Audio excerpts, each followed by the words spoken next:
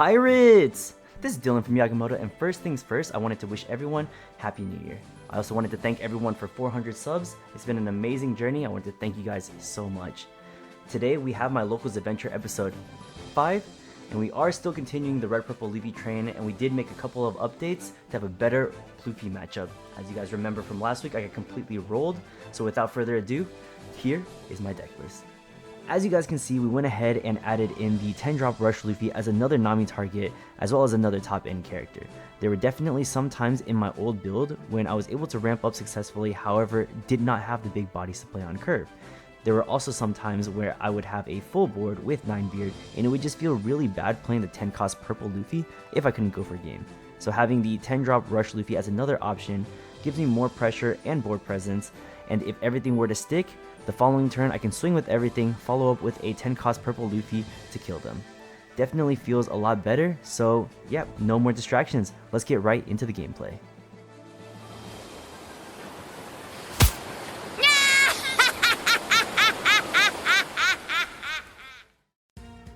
Alright, so first game of the day, we're playing against Red Purple Law.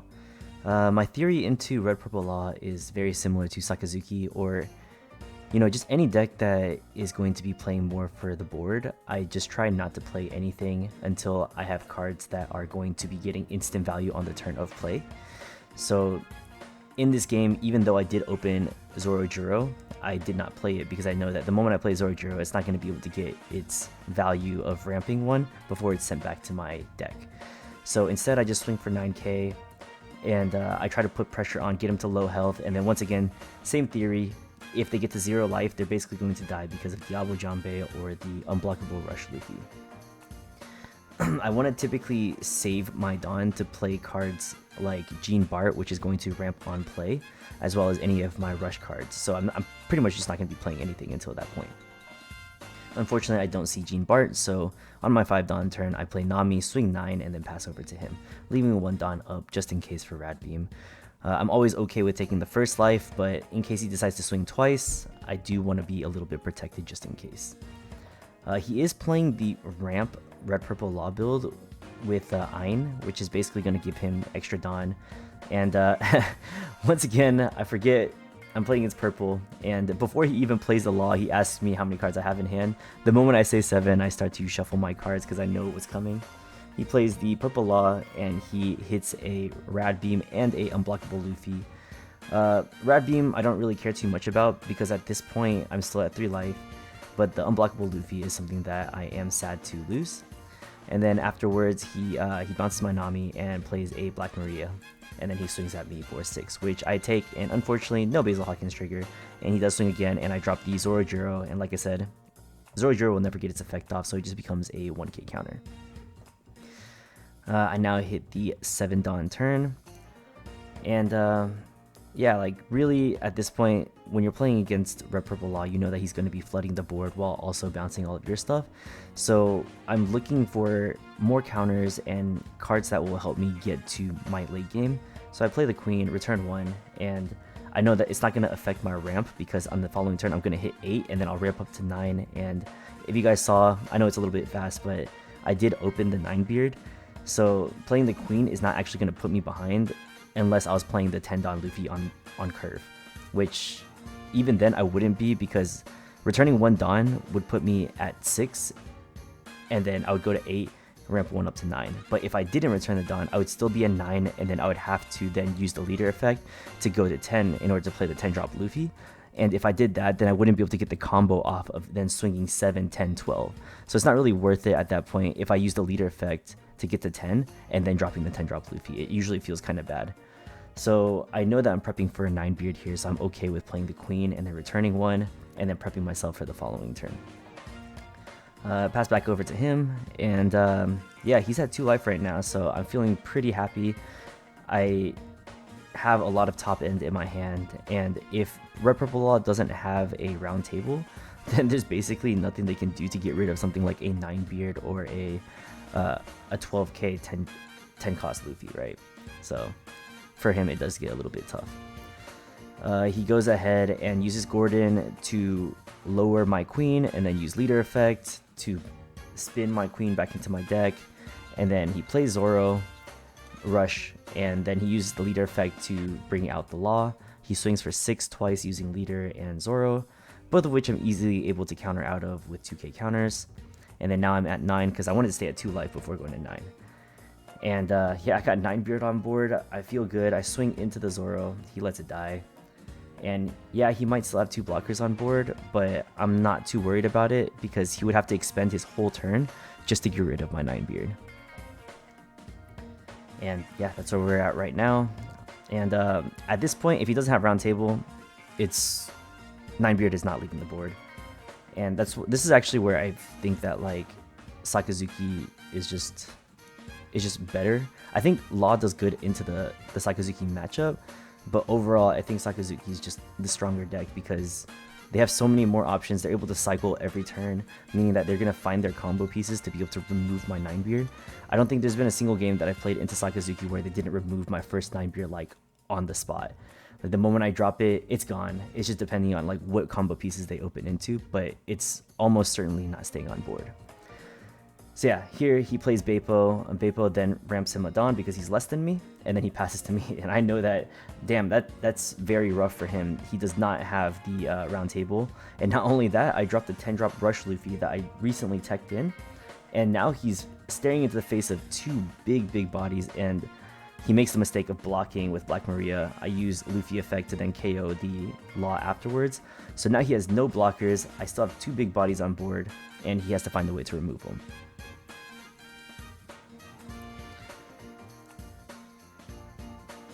Here he goes for the round table, which he did get out of life, and he is going to round table my 10 cost Rush Luffy back into my deck, but he still has to deal with the 9 beard, which just with the amount of Dawn he has, there's no way for him to clear the 9 beard at all, even if he wanted to swing into it. So he swings 6 into me. I take it because I'm already pretty much going to be going for game the following turn, and then he swings 6 at me again. I counter. And then a final 6 at me again. Passes back over to me, and here he has no blockers, and he's pretty low on resources in hand as well. So I go ahead and swing 11 into his life. If he can't block this, then he's about to take a 15 to life, and most likely he's not going to draw into something that's going to give him that much more counter power. So he takes it, and yep, that's the end of game 1. Alright, game 2, we are matched against Pluffy, and Pluffy is a really hard deck for red-purple Luffy to match into, and the main reason for that is because they don't really need to see any combo pieces in order for them to ramp up. For RP Luffy, you have to see cards like Zorojuro, you have to see Jean Bart, you have to see a Basil Hawkins, something in order to get ramp. But purple Luffy can just ramp on his own, meaning that he can just look for big bodies in his opening hand and he will be completely safe. And he'll also be able to play those big bodies before me. I do choose to go first. I play Nami turn 1, I search a 2k counter, and then on my 3 Dawn turn I play Zorojuro. Normally I wouldn't play Zorojuro into purple Luffy because if they win the dice roll, they're going to choose to go first. And if I play Zorojuro on my 4 Dawn turn, then on the following turn when they hit 6, they're going to ramp up 1 to 7, play Poly, which is going to pop the Zoro and then give them an extra Dawn, putting them at 8 Dawn, and that's just too much value for them because I'm still going to be at 6 Dawn to their 8. I'm going to be like a whole turn behind, and then they're dropping big bodies after that. So if I ever end up going second, Zorojuro just becomes a 1k counter. He ends up ramping up, dropping a 5-drop Kid, and then passes back to me. I swing 7 with Zorojuro, ramp up 1, and I think he misplays here, and because he blocks with Eustace Captain Kid, but he still drops 3k in counter. I didn't even notice it during the game, but yeah, so he misplays here. And then afterwards, I swing for 8 into his Eustace Captain Kid, in which he then drops even more counter to protect it. I pass over to him, and then now, as you can see, like he's already at 7 Dawn. He can ramp up to 8 here if he would like, but he's just so far ahead in Dawn advantage. Here he drops a Queen, returns 1, and then gets that Dawn back because of Kid, and then pitches 2. Or sorry, draws 2, pitches 1. He's starting to build up his 6Ks here, which is really good for him because the whole thing with RP Luffy is that it has a hard time going into a bunch of 6Ks, and he does make the right play and swing with the Eustace Captain Kid as well. Fortunately, I do hit a trigger Basil Hawkins out of life, which is exactly what I was looking for. You know how it is. If you ever see you always want to take that first life just in case there's that chance that you hit a Basil Hawkins. It could just completely change the entire way the game goes. So I hit the Basil Hawkins, I ramp up 1 to 10 Dawn, drop 9 beers, swing 8 into his Captain Kid, and once again he counters out of it. Like, he really wants to keep that kid on board. Now he's hitting the 9 Dawn turn, he ramps up to 10. But I do have 9 beard on board, so I'm feeling really good because any kind of hit that he wants to swing at my leader requires a lot of Dawn investment, which means that if he were to want to play the 9-drop Kaido, he would not really be able to get rid of anything of use on my board, and he would only be able to swing with a 10. So he ends up swinging 9k, which I just dropped a 2k for, no problem. And then he drops a Magellan, which I have to return a Dawn for. And then he gets another Dawn due to Eustace Captain Kid, which makes sense. That's probably why he wanted to keep it on board. He passes back to me.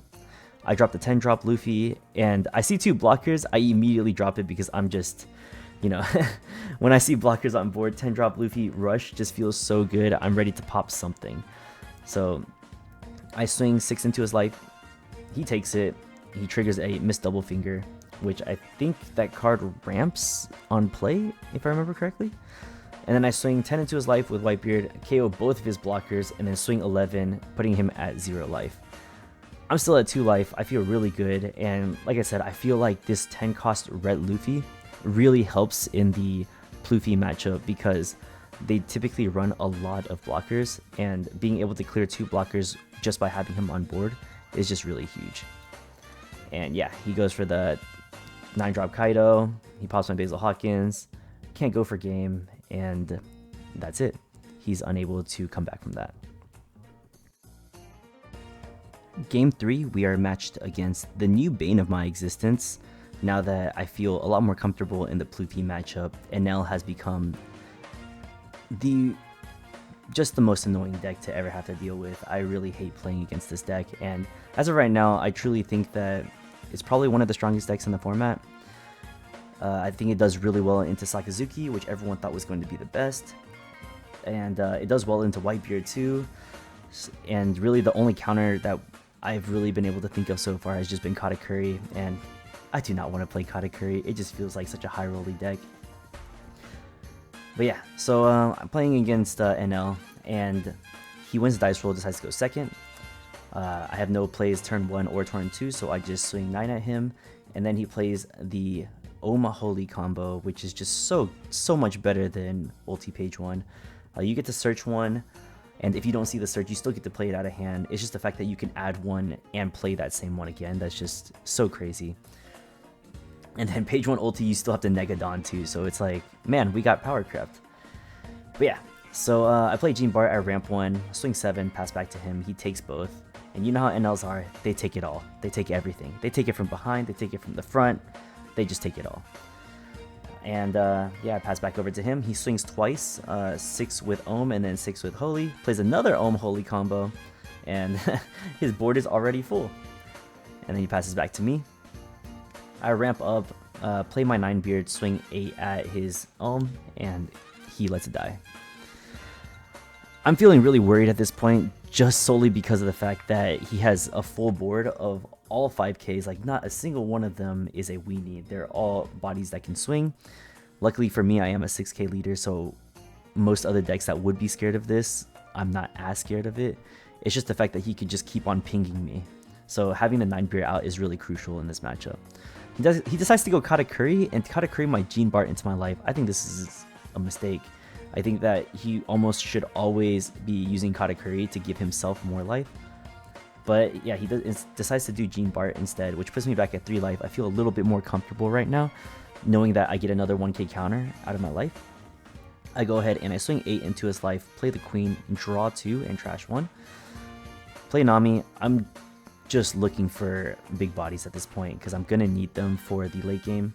I need to go as wide as possible, and the issue with RP Luffy is the fact that you don't really establish a lot of bodies, and NL, when they're at 1 life, it requires 3 hits to kill it. Which means that the reason why I swung with leader first is because I don't want to turn my Newgate sideways and give him the opportunity to swing into it since he does have a big body on board. So yeah, I pass back over to him. He swings 6 at me. I counter out of it. And I'm just trying to build my board as wide as possible before I start trying to go for game. And then if I can't go for game, then I'm just gonna keep on trying to clear his board instead. He plays over his holy and drops a Yamato, giving himself another life. So annoying, so much synergy, very good. I'm thinking right here, I know that I can't kill him. He's at 2 life, and I only have 3 bodies on board. And I do have a Rush Luffy in hand, but that means every single one of these have to hit in order for me to go for game. And knowing yellow, there's going to be a trigger. So I go ahead and swing 6 into the Ohm. He lets it die, and then I swing 10 into the Katakuri. He counters out of it. I drop the 10-drop Luffy, swing 11 into the Katakuri, and I pass my turn. Now my board is starting to feel a little bit better. It's definitely wide enough to start putting pressure, and he can't really swing into my board without investing Dawn into his characters, which means that if he were to try and swing into my 10-drop Luffy, then he couldn't drop Katakuri and give himself more life. So he plays the Shura, he gets an L Thor, and then he still has 8 Dawn to play with. He's going to try to clear my board at this point because he needs to. He swings 7 at my life. I play a 2k counter, no problem. Swing 7 again. I'll take it. I see a Basil Hawkins, but there's no point in triggering it because I'm already at 10 Dawn anyway. And then he swings 9. I block with Queen. I just need to keep my big bodies on board. I don't really care.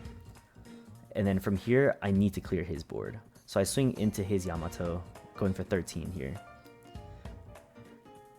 I go for 13 because I know that he has L Thor in hand, so I don't want him to just only pitch 1 card. I want him to pitch 2 every single time he tries to counter.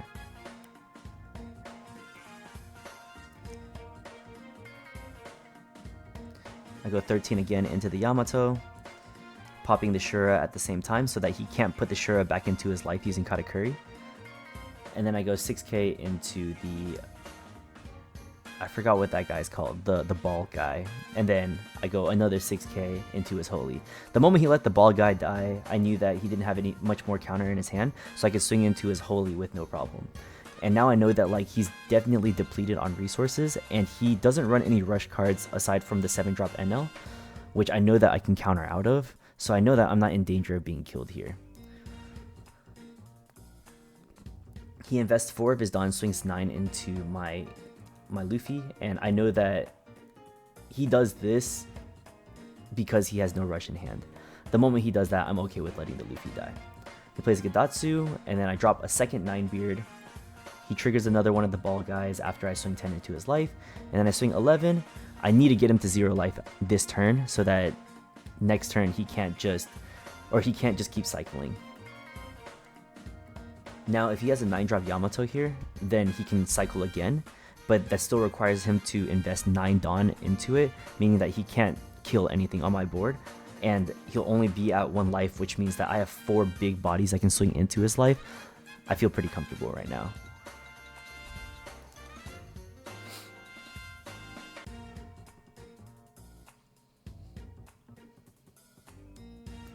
At this point, I really just think that I have the game in the bag. He needs to play a Yamato just to survive. If he doesn't play Yamato and he tries to go for game here, he most likely can't kill me because I'm at 8k. And Katakuri basically will do the same thing. It needs to be a Yamato or a Katakuri here. If he doesn't have either of those, he's just going to die. And he starts investing Dawn. The moment I see that, I'm happy because I know that he doesn't have it. I go and take all my life because I know that he can't kill me. And yeah, like he just shakes my hand right after because he knows that he can't counter out of these 4 big bodies on board. Moving on to the final round. Once again, it's a Team PDX final. I'm playing Red Purple Luffy into Nathan's Enel, Nathan being one of my teammates. I just played against Enel in the previous match, and I felt really comfortable beating it, so yeah, I feel good going into this matchup. I start off the game by playing Nami, searching Zorojuro, because I know that in this matchup, Zorojuro is going to be really good.